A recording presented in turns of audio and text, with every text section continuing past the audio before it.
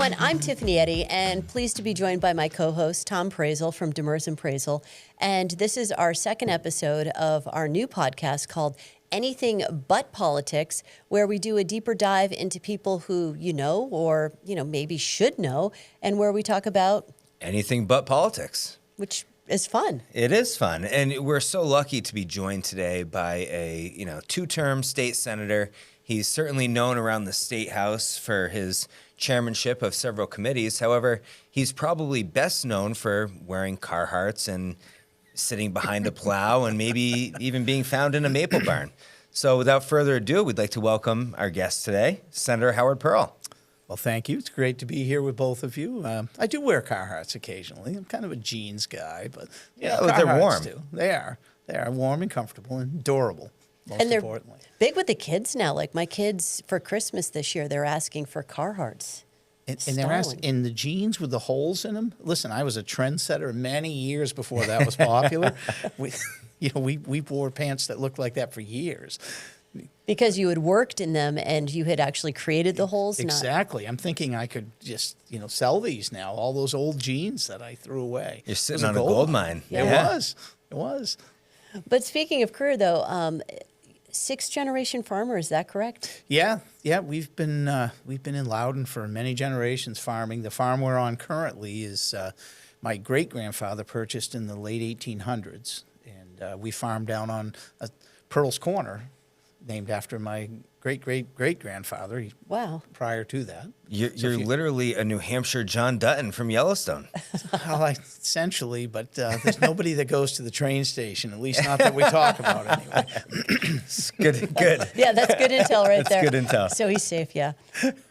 So sixth generation, what kind of things happen on the farm? Obviously not taking people to the train station, but thankfully. But what other things are taking place on the farm? Sure. So we're primarily a produce farm now. We used to be dairy and produce. In fact, my dad had a lot of chickens. I grew up, he had several thousand hens. Oh, wow.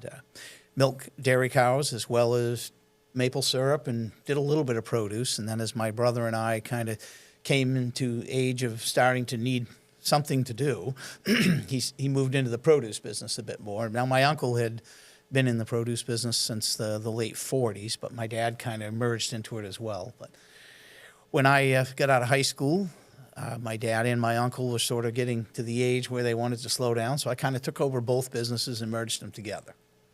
And I have since, in the late 90s, got out of the cow business and strictly focused on produce. My dad, I talked about poultry. My dad got out in the early 70s when I was young.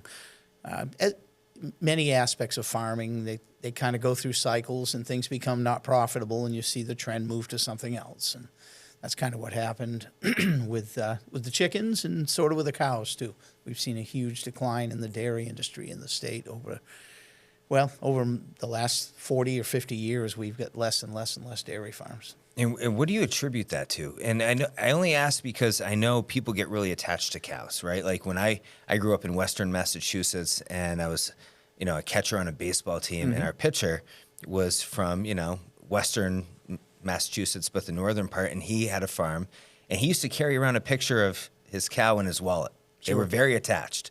So what moved you away from that? Economics. It just simply wasn't a money-making business anymore, so we had to make the tough decision to change out of it. And it was. My family had been generations of milking cows, and it was very difficult to move away, but I decided it was a business decision that I had to make. And chickens are hard, too. I was talking to you a little bit before, yes. But I had chickens for like 10 years, and every single year something gets into the coop, yep. Whether it be a bear or a fox or a raccoon or a fisher cat or what have you. I mean, they're kind of like at the bottom of the food chain. So, and, we like to eat chicken, so everybody else, I guess, does, too.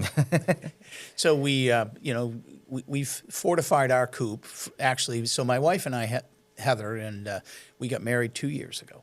And Congratulations. thank you. On Mount Washington, correct? We did, on the top of Mount Washington. So wait a second. I want to back up for a second, if I may.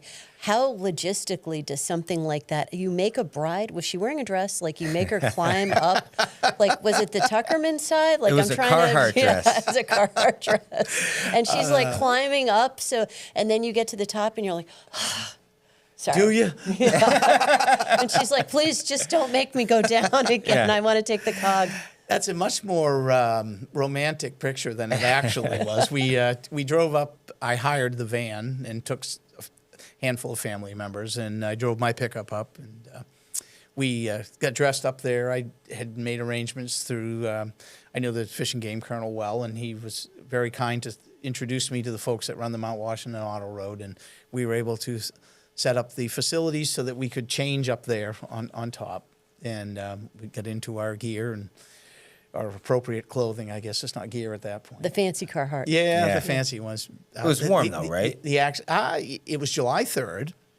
It actually was 50, low 50s and about a 30-mile-an-hour gust with probably about a 20-mile-an-hour static wind. So a nice day on Mount Washington. Yeah. Sounds honestly.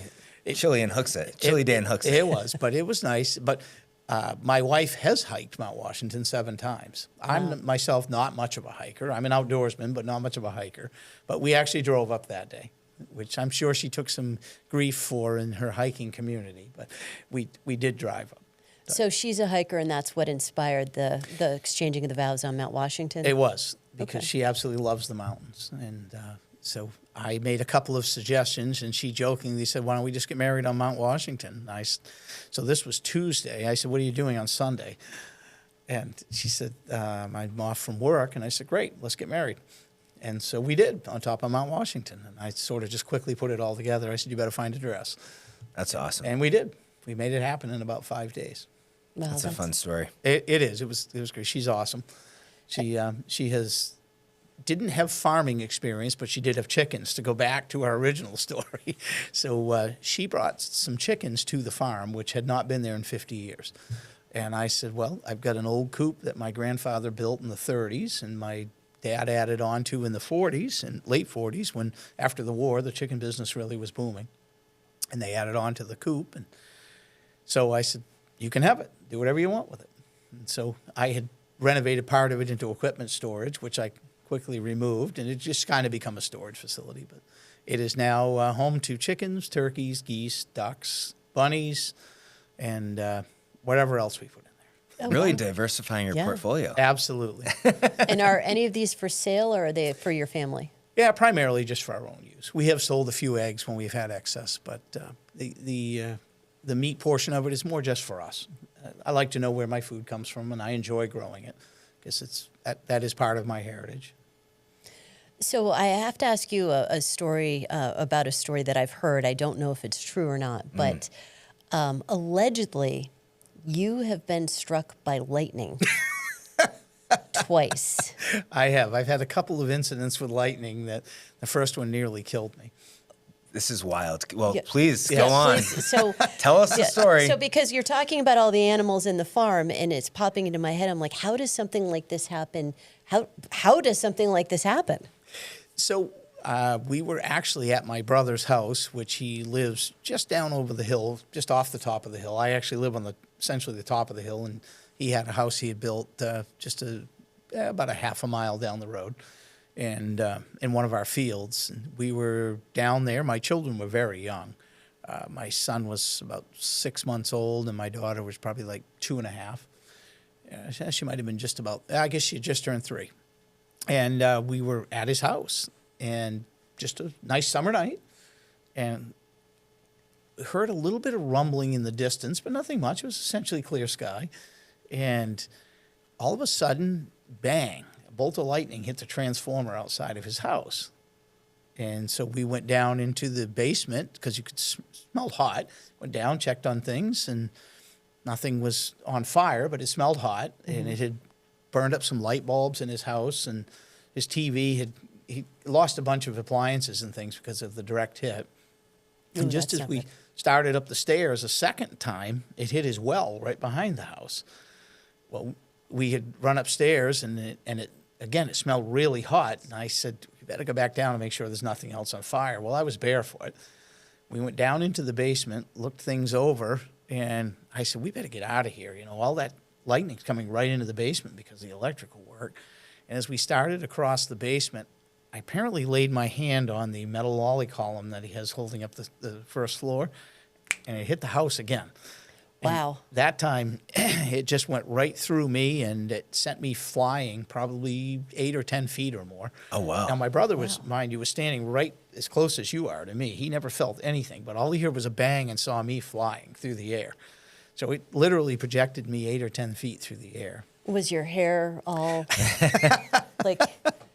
But prior to that, I looked like a young man. Oh, you still do. Well, You had dark hair and then you went white? Exactly. At some point in time since then it occurred, I'll blame it on the lightning. But it literally knocked me out, and I was, if you can envision the feeling of melting, it's the only way I can describe it to you. It's just like everything went, and I went black, and the next thing I felt was this just extreme pounding on my chest, like the biggest person you've ever met in your life was hitting you with a hammer, as hard, or 2 fists, as hard as they could swing. And then I started to come to, and my brother was there, and I couldn't see, but I could start to hear. And he just kind of grabbed me because I would have run out through the house, into the woods. I had no idea what I was doing. Well, we got upstairs, and my hands and feet were just on fire, like you had a torch on them. Wow. And I started to sort of get my senses back, and we decided we better get out of the house, and we drove back up to the farm, and another bolt hit the house as we were leaving. So that was 4 times that house got hit in the So it matter was of about after you. 5 minutes. And I think so. You know, I've tried to live right since then. So I never did go to the doctor, but it took me about a day to get so I could stop shaking. It really screwed me up. And my eyes, it just burst all the blood vessels. They were blood red for a few days, and it didn't do good things. It was a pretty heavy charge of electricity. Yeah, I mean, that was going to be my question is what did it feel like? Because the only experience I have is, you know, when I was younger and not as smart and putting the battery, right, to your tongue that's a or little something tingle. like that. Yeah. Was it a tingle? Was it sharp? No, you said melting. Again, but... it was just like I melted and everything shut down. So years later, I was at a conference, and I happened to be sitting at a table with a doctor, and I explained the experience to him. And he said, that was your heart trying to restart is what you felt. Oh, wow. That bang. The pounding? He said, you're just lucky it did, because sometimes it doesn't. And so mine happened to restart. I was young and fit and in shape at that point. You know, I was in my early 20s. And thankfully I'm still here. Well, we're glad. Thank you. Yeah. So the next year, the second time, I was 2 years in a row? So this is true. 2 times? 2 times. Oh, my goodness. So the next year, I was in my barn milking cows. I still had cows then. And I heard a storm coming, and I was a little gun shy. So because when you're milking cows, you know, when you're in the barn, you're in concrete and steel pipe, which is great conductors for electricity. I said, I'll just get out of here. And many times in my past, I've seen lightning hit the barn or near us while we were milking. You'd see it knock a cow flat. Oh, wow. Really? It would lay them right out. They're very sensitive to electricity, more so than we are. I didn't know Did they that. pop back up? Yeah, they always got back up. Do they pop or do they just I've that's seen a it knock visual. them down many times. We've actually lost cows in the pasture to lightning, and you'll find them doesn't do good things to them when it. Oh, wow. Because they tend to hide under a tree, and if the lightning hits it, it does not do good things to them. Oh, wow. But so that one, I laid off milking for a little while. I went back out. I thought the storm was done, and I walked over and looked out the window, and I saw the lightning, literally a blue stripe about this wide, right in front of me, about 5 or 6 feet, and I don't know, the next thing I knew, I was in the house, and my hair was all standing on end. Everybody's looking at me like I was crazy. But that was another good hit. And then physically, did it impact you? Not so bad on that one. It just kind of disoriented me for 2 or 3 minutes, but it was definitely close enough. And then did you go buy a lottery ticket? Yeah. No. Interestingly enough, the next year, Oh, no, 3 times. it did not hit me the third time. It hit the house, and I saw a bolt of lightning come right out of the phone socket on the wall, and I, being myself, was taunting it and said, "This time you missed me." Yeah. Wow, That you're was a kind of the brave end man. of it for a while. You're a brave man. So if there's ever a lightning storm, I do not want to be anywhere near you. So if we're golfing, Yeah. we can hold hands, and I'll hold the club up, and we can run And around I'll be in the driving rain. the cart. I'm going to put you in as Tom's far house. away As as away as you possible. So you are a golfer, even though you've been struck by lightning twice. I have played golf. I won't say I'm a golfer. No, I enjoy the sport. It's fun, but I'm not terribly good at it. I don't have enough time to practice, but it's just a way of relaxing for me. I quite enjoy it. So no handicap or anything. I do have a handicap, but it has nothing to do with golf. So one of the things I love about golf, and I'm sure you feel the same way with, what you do for work and everything, is for me, it's 4 hours, because although I should say it's probably 6 in case my wife is listening. Right. Well, for at 9 least holes, 6, Tom no one plays a slow 9 like Tom. But basically, it's 4 hours where I take my phone and I try and put it in my bag and kind of disconnect and just be one with nature, right? And work on my tan. Which is amazing, by the way. I appreciate that. Your tan looks so it's good. It's the nicest thing anyone said all day. Yeah. I wasn't going to bring it up. But, I mean, given how busy you are, you were mentioning earlier, your phone's always ringing off the hook. It's nice to have an outlet where you can kind of unplug. It is. And I enjoy the physical aspect of it, too.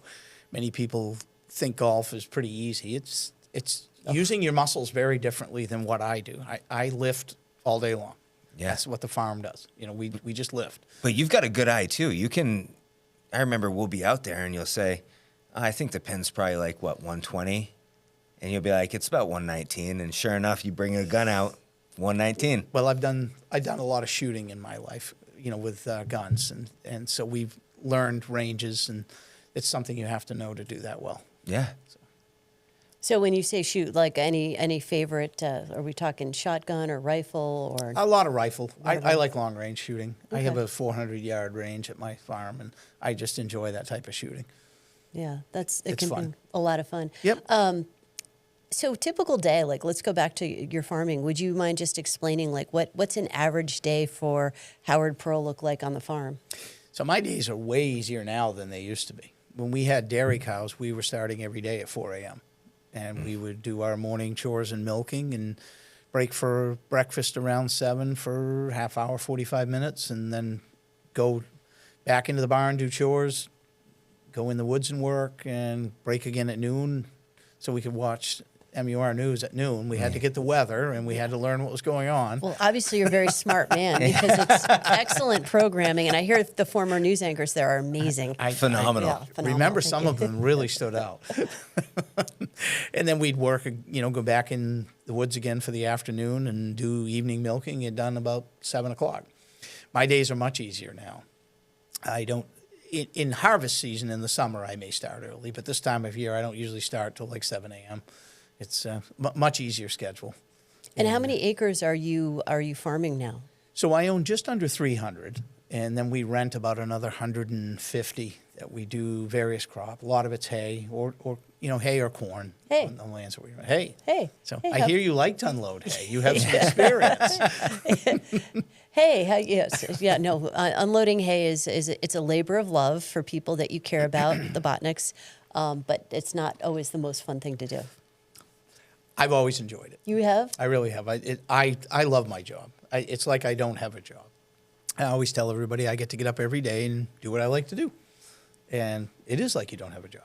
It's just been an enjoyable lifestyle. I mean, it's not for everyone. There's a lot of physical labor. You're working in the elements on a very, hot, cold, whatever it is. You're working out there.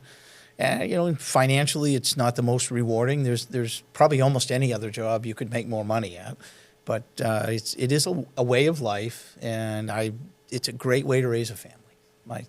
I was raised there. My kids were raised there. My kids have decided not to be in agriculture. They've done other things that they enjoy, but I've always encouraged them to do what they want. Do what you love. Follow your passion. Don't worry about the money. That will come. Yeah. And that's great. And I mean, I also love corn on the cob. So I want to thank you, right? Because I wouldn't, I And you wouldn't love have that. cows. Yeah, and I love cows and maple syrup. And those are two big things, right? Corn on the Corn cob and maple syrup, and yes. maple syrup for you. Yeah. And we know that, mapling, maple sugaring is a real fun hobby and pastime for a lot of folks here in the Granite State. I don't know anything about it. What would be, any tips that you might be able to give? If you're going to get into maple, keep it at a size you can enjoy.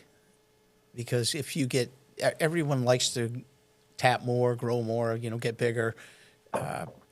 Just make sure it stays fun and you enjoy it. If that's why you got there, just make sure you preserve that part of it. Because when it's a business, it takes some of the fun out of it. Yeah. And how many trees do you need to tap to get like enough for a year? Sure. And for a person? I'll answer it a little different because that's very subjective. It could depend on how much you eat. But it takes about 40 gallons of sap to make a gallon of syrup. Actually, we've been averaging more like 43, 44 the last few years. And, that's a lot. Yeah, you're going to get approximately, unless you're in, you see, we employ a lot of technology in how we produce sap from trees. So we're getting about a gallon of syrup for every 2.5 taps. If you're doing it with buckets, you're probably going to get a gallon for every 4 to 5 taps. So if you want a gallon of syrup to use for a year, you're going to need at least 5 taps to do it. Okay. And probably even 6 or 7 because you're gonna lose a little, you're gonna spill a little. Your processing isn't going to be refined to the level that we've done it commercially. So I've spent a lot of money to make it go really fast and look good. And but you can do it at home. That's the neat part. Yeah. There's nothing that I'm doing that you can't do at your house on your well, don't do it on your stove because it'll take all your wallpaper off. But preferably outside. There's a lot of water evaporation. So someone was asking me, and I didn't know what to say, but they were out of state and they were in New Hampshire, and they're like, well, what's the difference between New Hampshire maple syrup and Vermont maple syrup, and why, which one's better and why? And I was like, well, New Hampshire maple syrup's better, obviously. And I like your answer. and they were like, well, why? And I was like, well, because it's New Hampshire, Granite State, live for your day. But like, is there anything that's special about New Hampshire and our climate that really makes exceptional maple syrup? So you can make exceptional maple syrup probably in almost any state, and they certainly do. The minerals in the soil can affect the flavor of your syrup, but mostly it's about your practice of how you handle that sap. It's a fresh product once it comes out of that tree, you start the clock. It's a sugar-based liquid.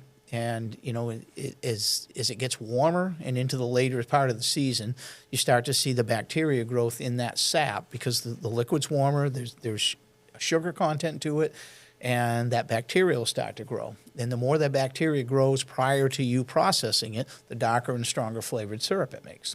That's why you tend to see the lighter, more delicate flavored syrup in the beginning of the season, and as you progress through, you get a stronger and darker flavor. That's sort of the general trend. And but if you think about it, your sun angle in late January, early February, when we start the season, is not very warm. It's still cool. But as you get into late March, early April, it's starting to warm up. You're getting some 50-degree days. That sun's actually starting to get hot because it's moved up in the sky more, and in our tilt of the earth, and it just makes that bacteria grow faster. So what makes New Hampshire special? It's all of us producers. We just love what we do.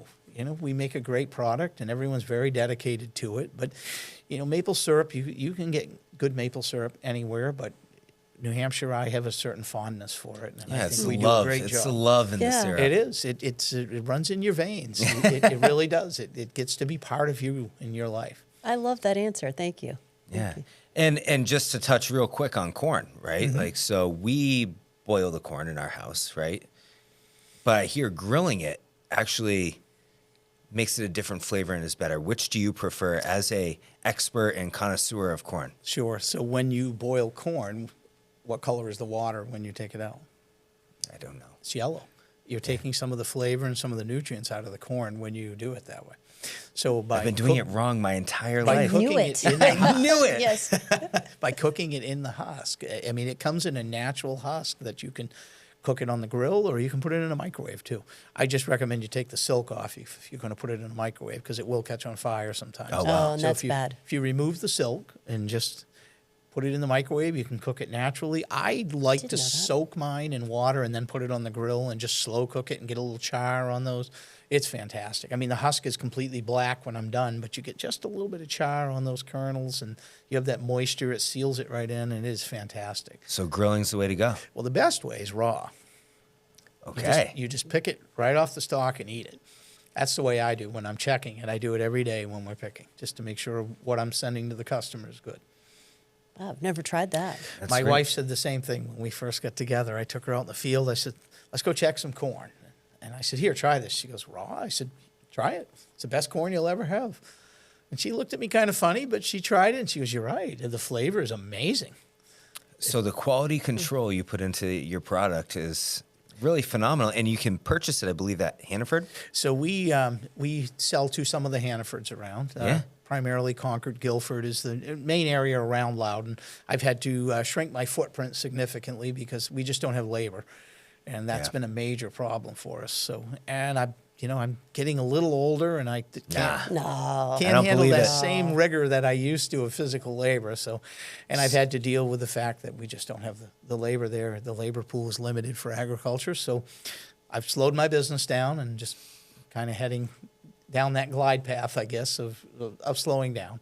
I never intend to stop. But ever tell you about my retirement plan? No, I have an not. excellent retirement plan. Sounds I'm going to retire from everything on the same day Okay. when you hit when the they lottery. put me in the box. Oh, okay. That's my retirement. I thought it was the lottery after you get struck by lightning. No, like no, one no, more- no. See, that's a fallacy. You can get struck by lightning and not win the lottery. Well, you can't go swimming in the ocean, though, because now you're probably much more likely to get attacked by a shark. And they eat people. Yeah, they do. They don't just warn you. I don't think they want to bite me. It tastes too much like maple syrup. Maple syrup, and I might bite back. Well, that's probably a different story. So we're going to wrap it up in a few minutes, but one question I'm curious about, like sixth-generation farmer, you've been in Loudon and you know have a big family out there. But what was it that inspired you to give back, to be a public servant? Sure. And I know we're not talking about politics, but I Yeah. do think like just what's your inspiration for serving? Sure. So on July 15th, 2003, we had a major barn fire that one of my buildings started and got going just shortly after lunch. And by the time we were done, we had lost 4 of our major buildings and essentially had the house and the sugar house left and that old chicken coop that that my wife have. And that's about all that was left. Wow. And during that time, I had literally had people stopping and helping us move everything out of the house as fast as we could go while the barn right behind it was in full blaze. And these folks gave willingly to help me and my family in a time when we were in a really bad spot, and they didn't give it a second thought. And in the days following, members of my community were there with anything and everything that I needed or didn't even know I needed. And it was inspiring to me to say, my community was here for me when I needed them. I will be there for them and give back in any way I can. And it was the following year I ran for my first elected office as a trustee of the trust fund. The opportunity presented itself, and I said, it's my turn. And I did that for 4 years, and then I served on my zoning board for 13 years, and I served as moderator for 2 years. So about 20 years straight, I was at a different capacity within the town, and meanwhile, concurrently, I ran for the New Hampshire House. I had been many years in testifying on bills for ag policy, and through a relationship I had with the Farm Bureau, I was also serving on their board of directors. And I decided, it doesn't make sense to be trying to convince that person behind the table of my ideas of ag policy. Why don't I become one? So I did. And I served for 6 years on the Environment and Ag Committee, and the last 2 years chairing it in the House. And I ran for the Senate 2 years ago, and then it was just reelected. In fact, tomorrow morning we get sworn in at 10 a.m. Congratulations. I have to say that is an absolutely phenomenal story, right? What led you to where you are today, and it's also so quintessential New Hampshire in that, our legislature is a volunteer legislature, and so what you bring to the table though is an expertise, right? Like you've taught, Tiffany and I so much about the proper way to eat corn, what makes it light, what makes syrup light and dark. How not to get struck by lightning. How not to get struck by lightning. But, you bring an expertise and to the table that's certainly welcome and helpful when discussing legislation. So I just want to say thank you. I think that's really great and your reason for giving back. Well, you're welcome. You know, that is the neat thing about the New Hampshire House is you have 400 people who gather for essentially no pay, $100 a year, and the 24 Senate members as well. And they set your policy, but they're members of your community. They all have stories. You know, maybe they're not exactly like mine, but they all have their own story. every member's been struck by lightning? Probably not. But they all have their story Couple. and their path of why they are there and what they want to help bring, you know, for New Hampshire. And it's awesome to serve there. I will tell you, it's a real honor, and I've always been very just honored. That's the right word, and felt very humble to be there, and that the members of my community have put that faith in me. Well, I can say, I think for both Tom and I, we're honored that you came on to our new podcast and shared these stories with us because it's fascinating. It's wonderful to get to know you personally and then to hear these stories and then hear just your dedication and inspiration. So thank you so much for not just serving, but, for sharing some of this with us. Well, you're very welcome. And don't be surprised if we ask you back, because I hear there's a great toboggan story that's just waiting in the wings, and that's probably for next time. Tobogganing and hay rides. We'll talk about that another time. Awesome. We'd be honored. Awesome. Well, Senator Howard Pearl, thank you very much for your time. Really appreciate it. And, on behalf of Tom Praisel from Demers and Praisel and Tiffany Eddy Media, thank you so much for joining us for this episode of Anything But Politics. We'll see you again soon.